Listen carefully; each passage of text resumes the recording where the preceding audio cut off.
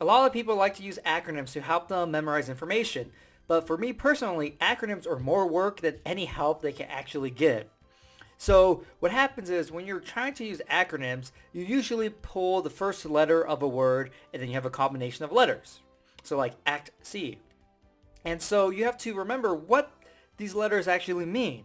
And the thing is, there's a lot of words that start with A, there's a lot of words that start with S, and so it's not as easy as, oh, here are the letters, oh, I instantly know it has to be these words. You pretty much have all the words are a possibility for that specific letter. And so the thing is, you have to learn acronyms regardless, because if people are using these acronyms, you have to understand what they mean. So even though I don't like acronyms, I still have to be able to memorize acronyms in order to understand the specific information I'm learning. And another problem with acronyms, as you can tell, there's so many.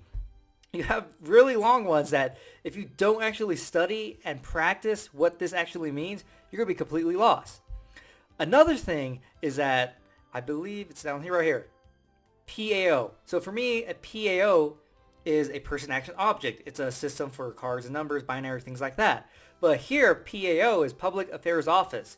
And so depending on where the acronym is being used, it's going to have a different meaning. You can't just have one acronym, no, a PAO, and those letters can never be used again. No, it could be reused over and over again in different subjects. And so acronyms really make it hard for me personally to kind of know what information I'm talking about, because they might be duplicates here and there. And I'm like, okay, wait, this is a PAO in this sense. This is a PAO in this other sense. And so it's kind of complicated. For me, acronyms are just a waste of time in my opinion. But let me show you how to memorize acronyms, because as you can tell, you probably need to memorize acronyms depending on whatever you're trying to study, because acronyms are just a shorthand and you can talk about things a lot faster and you don't have to keep writing things over and over again. Because just imagine you'll try to write this over and over and over again. We could just write these couple of letters. So let's use right here, FTX, Field Training Exercise. So I'm going to give you a really quick, simple method that you could use that's going to work for any acronym out there. So the first thing you want to do is, for the acronym itself, you want to come up with some sort of image for it, because this is going to be the peg that's going to string what the meaning for those different letters are. All right? So FTX. So for me, I don't know why, but I think of T-Rex, probably the last two letters. T-X, T-Rex for me. So for me, it's not that important that I have the F. For you, you might actually want to have an image that kind of uses all the letters, but that comes down to personal preference. So T-Rex. So for T-Rex, of course, I'm going to picture something like Jurassic Park, and boom, that's going to be like kind of the setting. I'm going to picture everything happening. Okay, T-Rex. Then field, I'm going to see like a football field. Okay? Training, I'm going to picture a train. And then exercise, I'm going to picture the train doing an exercise on the field.